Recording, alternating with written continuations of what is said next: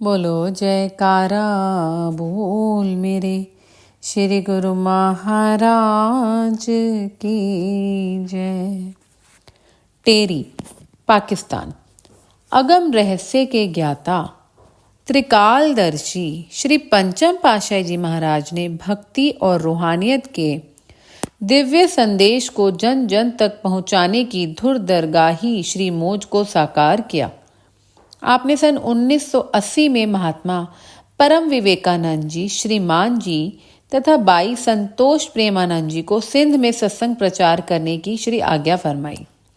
ये कुछ एक भक्तों के साथ पाकिस्तान के सिंध प्रांत में गए और गुरु भक्ति की जागृति प्रदान की।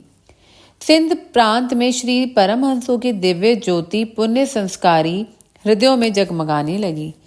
श्री अनंतपुर दरबार की महिमा सुनते ही श्री सद्गुरुदेव जी महाराज के श्री दर्शन तथा यहाँ की भूमि पर पहुँचने के लिए श्रद्धालु एवं अधिकारी जीवों में तीव्र उत्कंठा उत्पन्न हुई। शीघ्र ही वहां से कुछ प्रेमी गुरुमुख श्री अनंतपुर में श्री दर्शन के लिए आने लगे।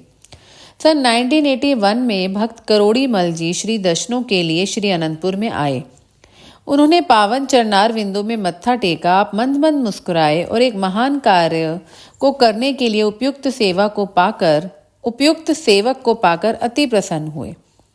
आपने श्रीमान जी द्वारा भक्त जी के लिए आज्ञा फरमाई कि वे पाकिस्तान में श्री परमहंस अद्वैत मत के प्रवर्तक श्री परमहंस दयाल जी श्री प्रथम पातशाही जी महाराज का टेरी में जो समाधि स्थल है उसकी खोज करें।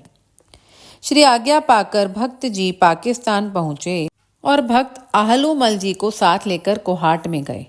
वहां कुछ व्यापारियों द्वारा जानकारी लेने पर एक बुजुर्ग व्यक्ति से भेंट हुई जो हिंदी भाषा भी जानते थे, क्योंकि वहां अधिकतर पश्तो भाषा बोली जाती है। उन्हें श्री परमहंस दयाल जी के सुंदर स्वरूप का दर्शन करवाया तो उन्होंने बताया कि ये महापुरुष टेरी गांव में रहते थे। वे उन्हें टेरी ले गए। जब वहां से के लोगों से पूछा गया तो उन्होंने कहा कि ये तो हमारे अजीज हैं, प्रिय हैं। उन्होंने स्वयं साथ चलकर वह स्थान दिखाया जो कि भक्त अमीर चंद जी का मकान था। यहाँ पर ही श्री समाधि बनी हुई थी और नित्य प्रति एक सेवक यहाँ दीप जलाता था। यह स्थान उस क्षेत्र में रहने वाले लोगों की श्रद्धा का केंद्र बना हुआ था। दोनों भक्तों ने श्री परमहंस दयाल जी की महासमाधि के दर्शन किए, दंडवत प्रणाम कर पत्र पुष्प समर्पित किए, श्रद्धा सहित मत्था टेक कर प्रसन्नता प्रकट की कि श्री सद्गुरुदाता दयाल जी की श्री आज्ञा से खोज पूर्ण हुई है। वहां से वापस आकर उन्होंने संपूर्ण वृत्तांत पत्र द्वारा श्रीमान जी को निवेदित किया। श्रीमान जी ने यह सारी वार्ता श्री चरणों में विनय की। श्री सद्गुरुदाता दयाल जी ने इस स्थान को सर्वाधिकार सुरक्षित करने के लिए श्री आज्ञा फरमाई। इस हेतु भक्त लोकूमल जी 3-4 बार टेरी गए और वहां का समाचार निवेदित करते रहे। सन 1997 में भक्त करोड़ी मल जी श्री दर्शन हेतु श्री आनंदपुर पहुंचे। जब वे श्री चरणों में मत्था टेकने के लिए उपस्थित हुए तो आपने अपनी असीम अनुकंपा करते हुए उनके सुपुत्र भक्त प्रेम जी के लिए श्री आज्ञा दी कि यह सारा कार्य उन्हें देखना है और पूर्ण करना है। जब यह श्री आज्ञा हुई तब वे श्री आनंदपुर में नहीं थे। सिंध में पहुंचकर उन्हें यह आदेश सुनाया गया। उन्होंने नतमस्तक हो श्रद्धा सहित इसे शिरोधार्य किया और कहा कि यह सारा कार्य तो श्री सद्गुरुदेव जी महाराज की कृपा और शुभ आशीष से ही होना है। वे स्वयं ही इसे पूर्ण करेंगे, मुझे तो केवल आज्ञा मनन करनी है। भक्त प्रेम जी ने तन मन धन से स्वयं को इस श्री आज्ञा को पूर्ण करने में समर्पित कर दिया। सन 1997 के बाद वे श्री अनंतपुर में आते रहे। धीरे धीरे समयानुसार टेरी के कार्य को आगे बढ़ाते गए, कुछ प्रेम पूर्वक, कुछ एक दूसरे के साथ बैठ के कर और कुछ कोर्ट कचहरी में जाकर। सन 2004 में सिंध से कुछ प्रेमी गुरमुखों ने श्री चरणों में आकर निवेदन किया कि महाराज वहां पर कुछ ऐसी बाधाएं आ रही हैं जिससे कार्य पूर्ण करने में कठिनाई हो रही है।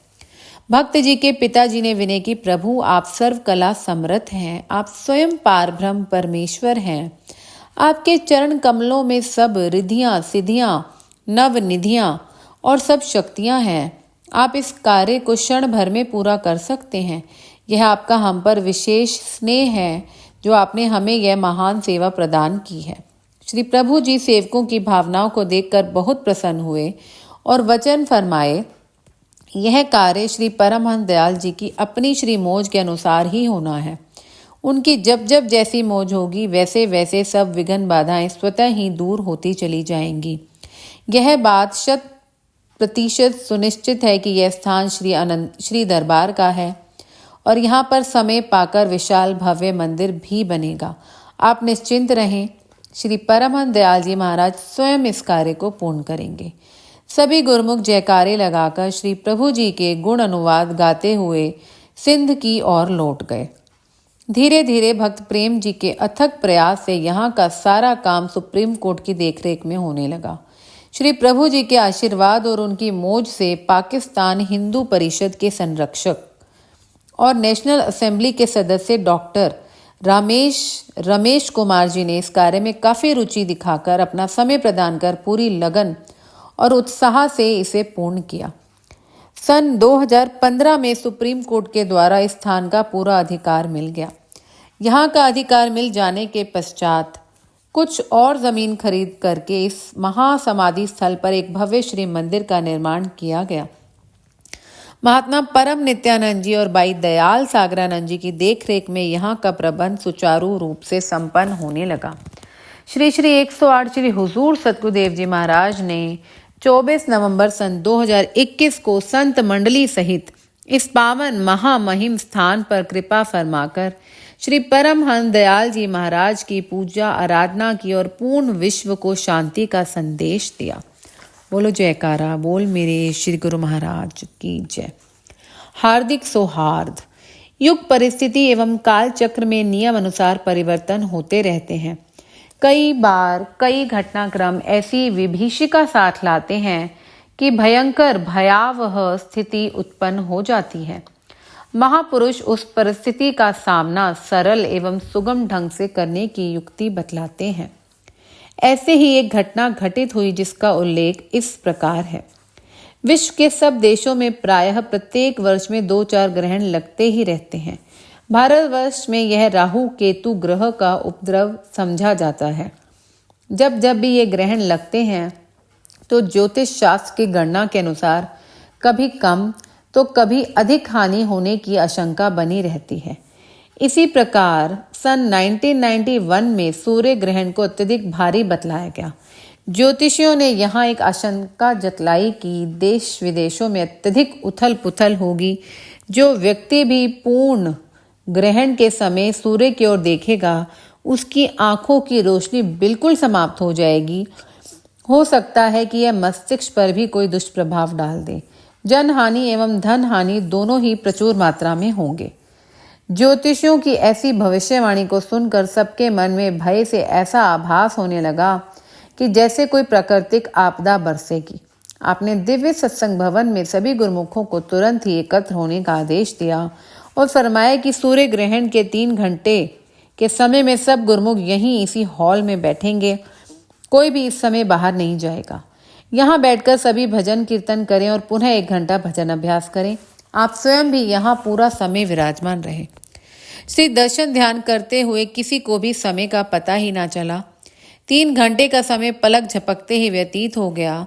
जैसे ही सब सूर्य की रोशनी में अंदर आए थे वैसे ही जब बाहर निकले तो देखा कि दिवाकर पहले की भांति ही अपनी आभा बिखरा रहा था। आपने केवल शरणागतों की सुरक्षा के लिए यह रचना नहीं रचाई, अपितु विश्व को इस संकट से उबारने के लिए सामूहिक प्रार्थना का आयोजन किया। सचमुच ही जितनी आपदा एवं संकट का अनुमान था उसमें तनिक भी किसी को कोई नुकसान न पहुंचा। सर्वे भवन्तु सुखिनः, सर्वे सन्तु निरामयाः, सर्वे भद्राणि पश्यन्तु, माँ कश्चित दुख भाग भवेत। सभी सुखी हों, सभी रोग मुक्त रहें, सभी का जीवन मंगलमय बने और कोई भी दुख का भागी ना बने। महापुरुषों के हृदय में संपूर्ण विश्व के लिए यही सौहार्द भावना होती है। सुख शांति एवं आनंद बरसाने संसार में अवतरित होते हैं और उसी लक्ष्य को पूर्ण करने में लगे रहते हैं। बोलो जयकारा, बोल मेरे श्री गुरु महाराज की जय। शांति दिवस। हर युग में कुछ एक वर्षों के पश्चात सामाजिक एवं राजनैतिक उथल पुथल का तांडव होता है। उस समय प्राय परिस्थितियां ऐसी बन जाती हैं जैसे कि सचमुच ही विश्व में अधर्म व अशांति का बोलबाला हो गया है। आध्यात्मिकता मानो लुप्त प्राय होने की कगार पर दिखाई देती है। सृष्टि के काल चक्र में ऐसा प्रतीत होना तो संभव है, परंतु उन परिस्थितियों को परिवर्तित करने के लिए नियति की ओर से अध्यात्म पक्ष प्रबल होता है और सत्य धर्म से ही उसमें परिवर्तन होता है। ऐसे समय में वर्तमान युग पुरुष नित्य अवतार, योग, यज्ञ, जप, तप आदि साधनों द्वारा जनता को ऐसी भीषण परिस्थितियों से उबार लेते हैं। 20वीं शताब्दी में देश विभाजन के कुछ समय पश्चात असामाजिक तत्वों ने अतिक्रमण करना आरंभ किया। घृणित एवं आतंकी उपद्रवों से जनता त्राही त्राही कर उठी। आस्तिक जन अपने अपने इष्ट देव के श्री चरणों में अपनी करुणा पुकार पहुंचाने लगे।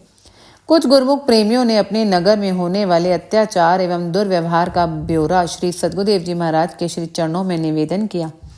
श्री पंचम पातशाह जी महाराज ने श्री अनंतपुर के सभी आश्रमों एवं सत्संगी आश्रमों में आदेश दिया कि जहां जहां श्री दरबार के अनुयायी एवं गुरुमुख जन निवास कर रहे हैं, ऐसे समय में सब नित्य प्रति भक्ति के 5 नियमों श्री आरती, पूजा, सेवा, सत्संग, सुमिरन, दर्शन, ध्यान की पालना तो कर ही रहे हैं, परंतु 1 घंटा अतिरिक्त सुमिरन जाप अवश्य करें। उठते बैठते सोते जागते ध्यान सुमिरन में सुरती को जोड़े रखें। जैसे राजा महाराजा स्वयं को सुरक्षित रखने के लिए किले का निर्माण करते हैं, ऐसे ही सद्गुरु का शब्द परकोटा बनकर जीव को सुरक्षित रखता है। गुरुमुख जन घबराए नहीं, कोई भी नकारात्मक विचार मन में लाए नहीं। इष्ट देव सद्गुरु के वचनों पर दृढ़ विश्वास और पूर्ण श्रद्धा से कर्तव्यों का पालन करें। दुख, गम, चिंता दूर हो जाएंगे। विकट परिस्थिति कुछ समय के पश्चात स्वतः ही ठीक हो जाएगी। पावन श्री वचनों की अनमोल निधि को पाकर एवं उस पर मनन करते हुए सबको मानो अभय दान मिल गया। श्री अनंतपुर में एक दिन प्रातः 4 से 5 तक श्री शांति भवन में भजन अभ्यास, मौन ध्यान करवाया। इसके पश्चात श्री आरती पूजा का कार्यक्रम संपन्न हुआ। वह भयावह समय टल गया। गुरुमुख प्रेमियों ने आनंद, सुख, शांति और प्रसन्न जीवन को पाया। तत्ववेत्ता महापुरुषों के अदम्य परोपकार ही इस संसार में सुख, समृद्धि, हर्ष, वृद्धि और आनंद निधि प्रदान करने वाले हैं। बोलो जयकारा बोल मेरे श्री गुरु महाराज की जय।